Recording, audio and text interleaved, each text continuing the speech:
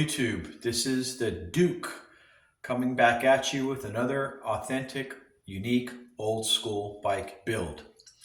Behind me, no, not Farrah Fawcett, the bike behind me, is an iconic BMX freestyle bike from the 1980s. This is a bike that, like some others of its era, have an indistinguishable and remarkable frame geometry that can be recognized without decals. This bike is manufactured to the highest standards of its era, and even to this day demands respect from the BMX community, from all the young kids and even the millennials. So without any further ado, let us take a look at this 1984 Hutch Trickstar. Hey guys, thanks for joining me for this episode of another amazing old school BMX bike build brought to you by the Duke. As I said in the introduction to this video, I have a really unique freestyle bike for you guys to check out. Well, it's not a unicorn bike by any means, there's quite a few of them out there, but they are getting more rare by the day, like anything from the 80s. It is a finite product that will eventually diminish and be very hard to find. But in the meantime, I have another example I'd like to share with you, and we'll go over some of the components and a little bit of history on what makes this 1984 Hutch Trickstar so remarkable. All right, guys and girls in the YouTube world, there she is. This is the 1984 Hutch Trickstar, American-made BMX freestyle bike. Now, this is a 4130 full chromoly frame. This has some very cool features that are integrated into this frame that you will not find with any other BMX freestyle bike of its period. These are features and characteristics of this bike frame that are unique to this Hutch design. And you have to be careful because at the end of this video, I'm going to show you some people in China manufacturing fake Hutch Trickstars. And you're going to see exactly how they do it. They're spraying the frames, and you'll see all types of frames coming into a room where a guy basically wearing no painting uniform or protective wear out in the open is just spraying these frames in a completely open and contaminated environment. And you can tell it looks like someone's garage operation, but they have craftsmanship and metallurgy and they know what to do. So stick around and make sure you watch the end of this video so you can see how good these fakes are becoming. And they are getting into the marketplace right now. And I will tell you right now, these are the things that you need to look for to guarantee you have a genuine Hutch Trickstar. On the rear platform, look for weep holes. Look for the rear serial number on the inside left dropout. It will be right there. There will be a 5 or 6 digit number, and you can check that on BMX Museum and decipher what that code is for the year, make, and model of your bike. Okay, look at the frame welds. Okay, there's going to be characteristics that you see in the quality of the way that all the craftsmanship is done on the bike frame. Now, what makes this frame so unique, as I indicated just a few moments ago? Let me show you some other bikes of its era in comparison. Over here, we have a Torker. Now, this was initially a BMX bike, but it morphed into the Haro Master. They actually made Haro's bikes for him in the beginning. They use this twin tube top platform, which is excellent for doing surfing and bar stands and stuff. And they integrate it into the rear triangle. It's all one piece. Okay, here's another iteration of it. Dyno and GT did what's called a fork platform, where you basically just have two parts that break off the top tube and they turn into the rear triangle. They come off of here and they form a rear triangle. Same thing with this manufacturer. Same thing with General Hustler. Most bikes of this era did not have an integrated platform. The Trickstar has its own integrated platform. It has an area for you to plant your foot in the back and an area to plant your foot in the front. It's also dead level. It doesn't have an angle up or down. It's level to the bike's axles. Okay, gives you a wide area to plant your feet. Also is a very rare front geometry of this 45-degree gusset. This integrates the strength of the top tube and down tube into the head tube, and it takes care of all compressional forces, tensile forces, whatever may be acting on this bike during some extreme tricks. It helps to reinforce the frame. None of these other manufacturers of that era had anything even close to what this bike brought. And they did some frame standards in the rear, which a lot of us cut these off back in the day because they actually scuffed your feet up pretty badly, and we went with rear foot pegs. A lot of people cut these off, so if you're going to buy an old school hutch frame, be aware that these might not even be on there anymore, okay? Also, you're going to look for the hutch on the rear brake bridge. It should be embossed hutch like this one is. Those are characteristics you need to look for because there are a lot of fakes out there. This particular bike brings a trick top seat, which is incredible condition for 43 years old. It still has a gold foil on the back. The guts are still zinc coated in gold. The plastic is mint. The rubber is mint. I would say that this is almost new quality. It has a set of Skyway Easy bars instead of the typical ladder bars or Hutch Pro bars. Got a really, really rad set with a nice knurling of the Skyway Easy bars. And I particularly like the way that knurling looks with the paint because it gives a really nice contrast and just makes it look that much more trick. This one does not have a Hutch Western or Deep H stem. It has a DK stem and a nice small polished DK stem. And you got your gyro assembly. Originally, this bike might have come with the ACS rotor, which you can see on my genuine 1986 FS1 Mongoose. That's an ACS rotor, and that's an ACS rotor as well. There's a lot of debate as to whether a rotor is better than a gyro or is a gyro better than a rotor. In my opinion, the gyro is a smoother, more functional component than the old rotor. I think that's why the gyro eventually just replaced the ACS rotor altogether. And it's a choice for most freestyle bikes from like 1990 on. You really didn't see ACS rotors in the 90s and 2000s.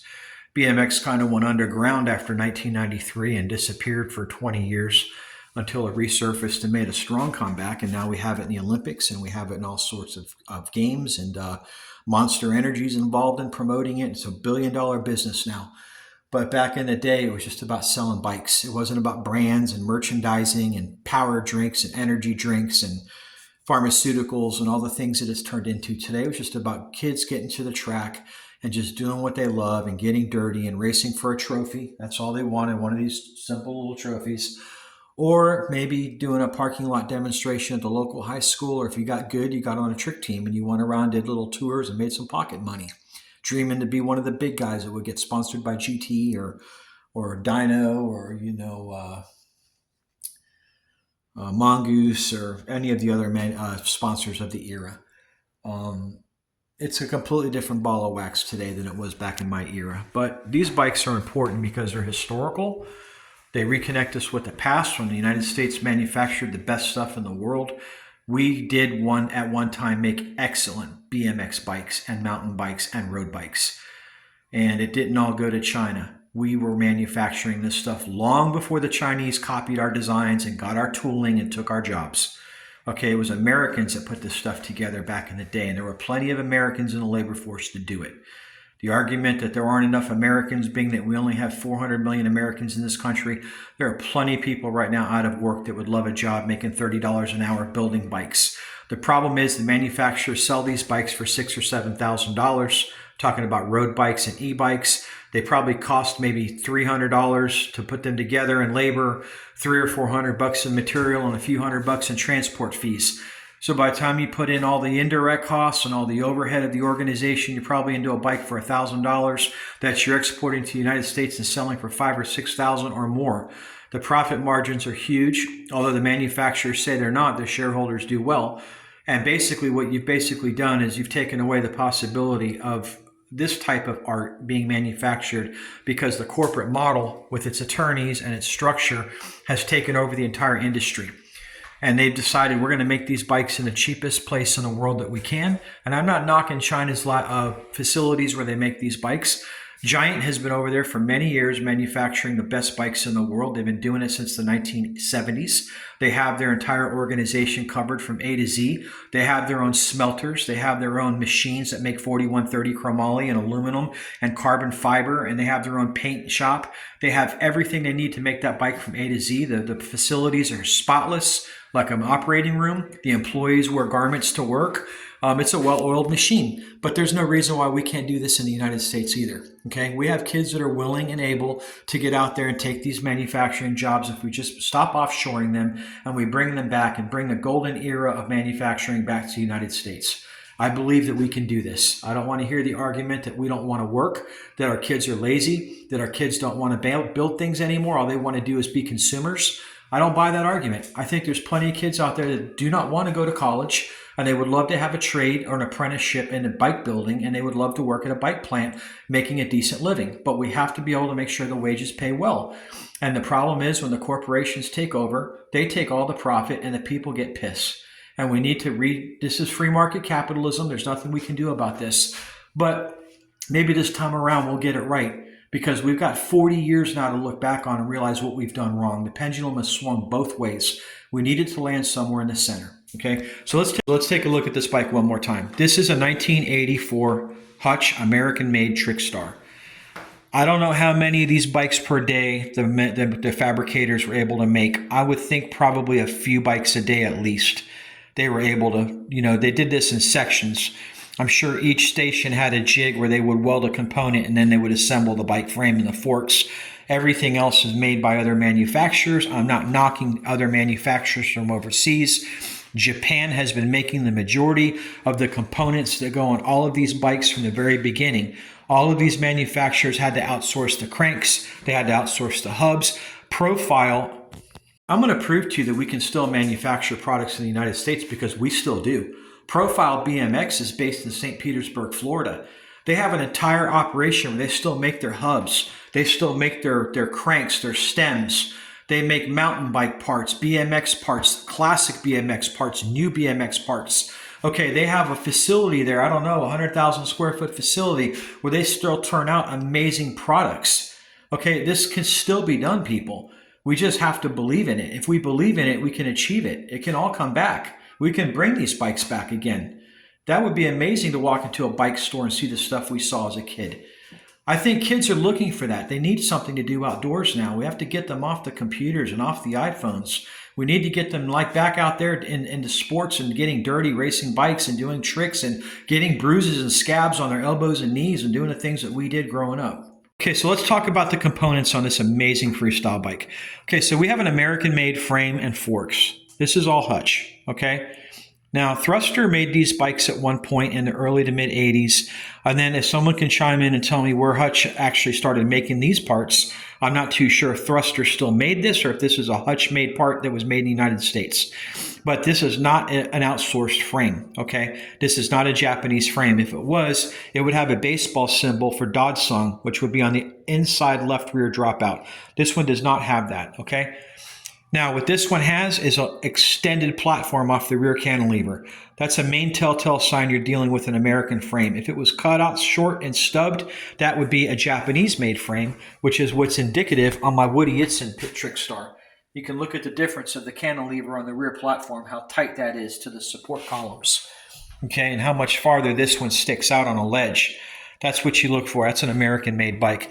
This was designed by Woody, as I said in my pink Trickstar video, to mimic the Starship Enterprise's thrusters. He wanted it to look like the two propulsion motors that came off of the back of the Starship Enterprise. And that's what inspired Hutch when they designed this frame with his input to make this platform configuration the way it is. Very unique. There's a little sci-fi for you sci-fi fans that's actually built into this bike. We have a set of rare ACS Z-rims.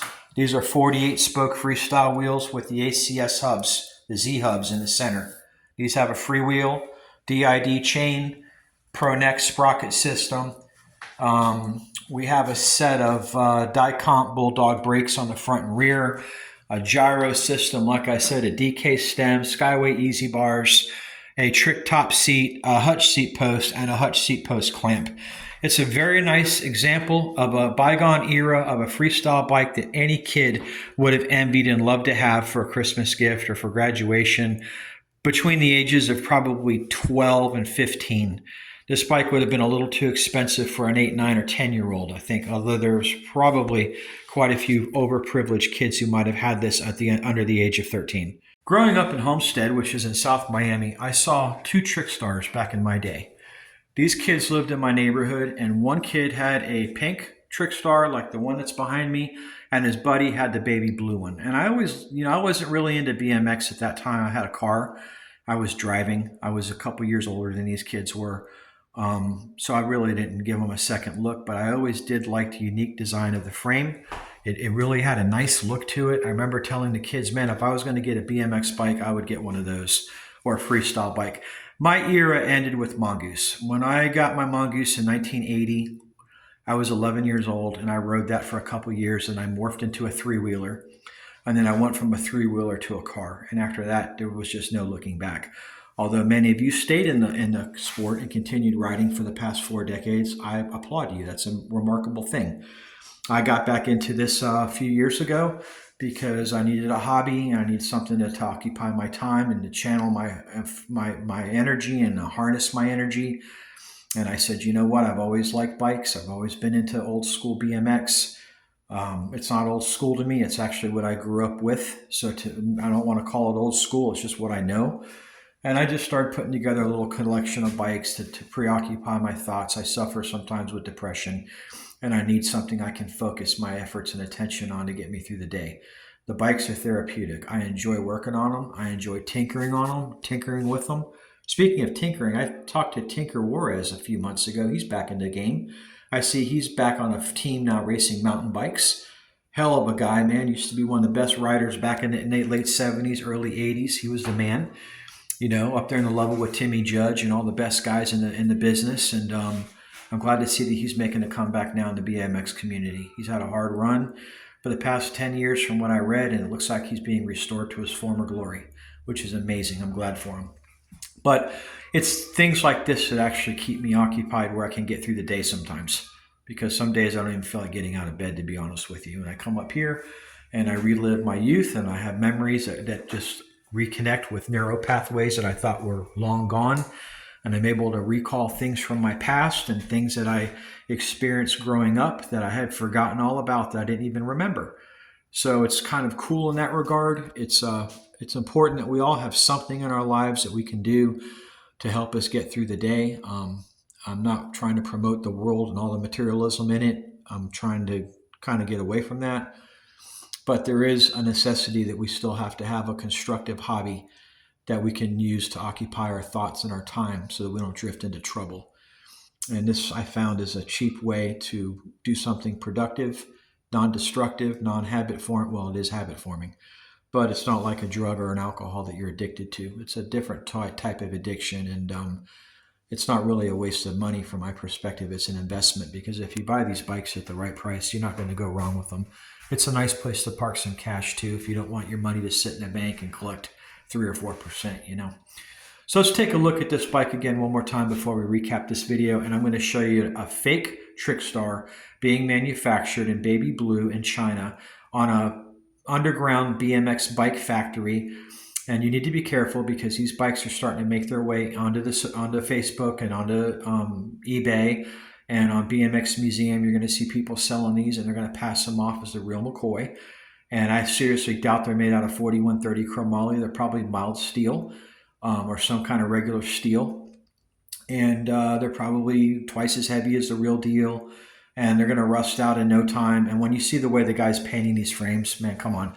He might as well be using a rattle can. I mean, these things are being painted outdoors. They're not being baked in ovens.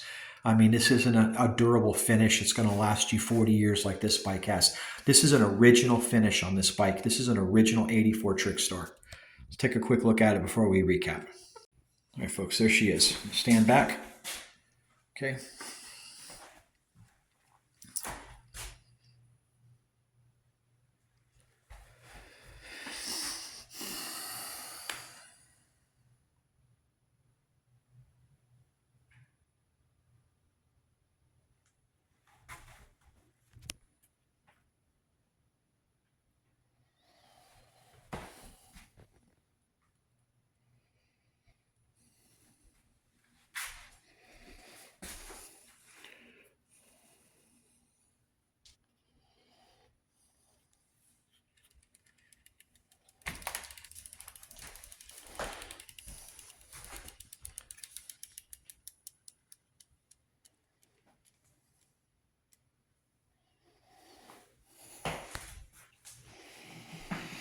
All right, folks.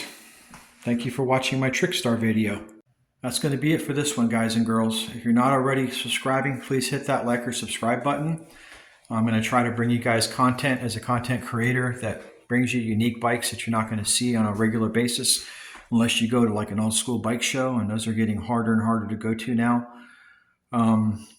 Try to do videos. If you guys can request a certain kind of bike, I'd be more than happy to try to do a video on that. I have several different bikes here in my collection. Just tell me what it is that you're looking for, and I probably have it. It's a cool hobby. It's something that you can do with your kids. It's a nice thing to unify the family.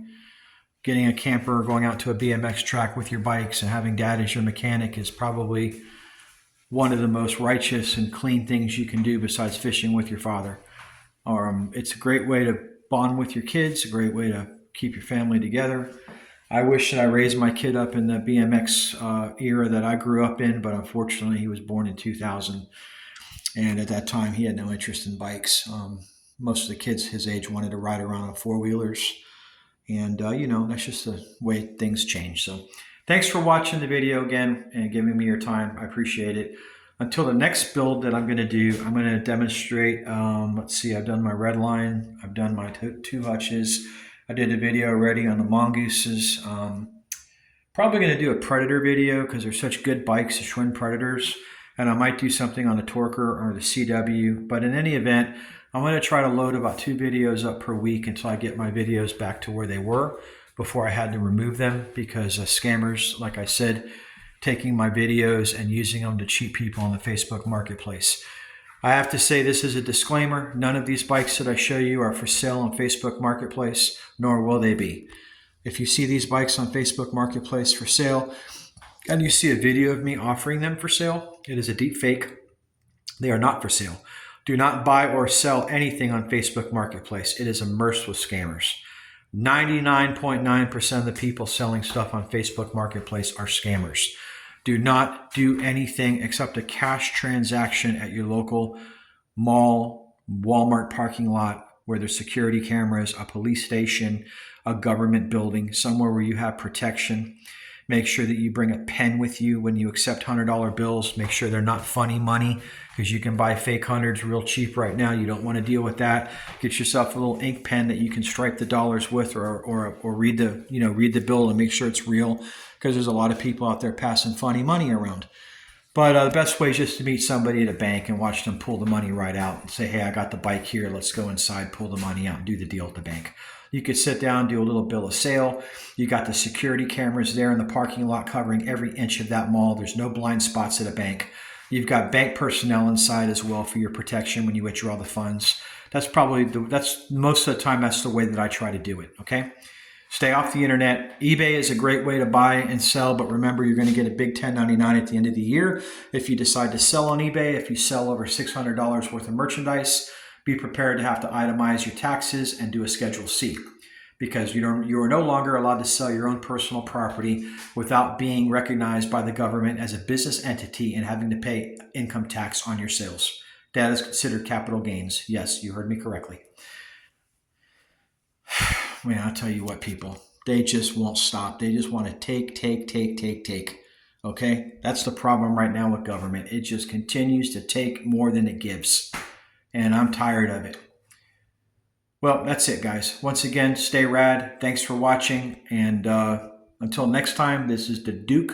Later.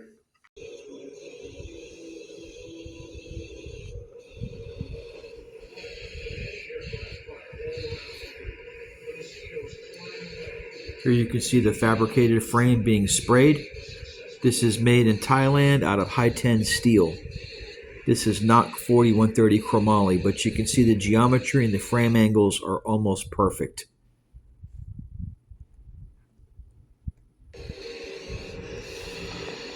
See the platform?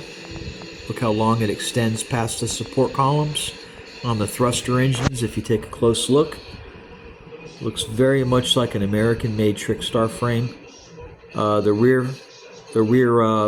frame standers are really big compared to a real hutch, but then again, for a non-experienced user, it would be really hard to make that distinguishing feature. Most people who look at the frame won't really pick up on that unless you've owned one. So you have to look out for these because these things are going to start appearing on eBay now. And this is a very, very desirable frame in baby blue. Remember what I told you guys about the serial numbers. You have to make sure it's got them.